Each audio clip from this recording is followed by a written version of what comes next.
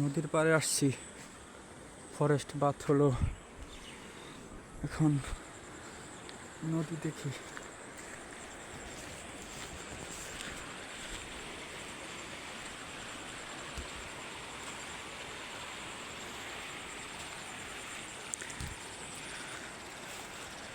একটা গ্রুপও যদি থাকে তাহলে একদম পিওর ফরেস্ট বাথ হবে। স্মার্টফোন বাড়িতে রেখে গোপ্রো নিয়ে বেরিয়ে পড়ব। সূর্যের আলো নেই তো ভিডিও কোয়ালিটি তেমন ভালো হচ্ছে না। সামনে নিয়ে যাই।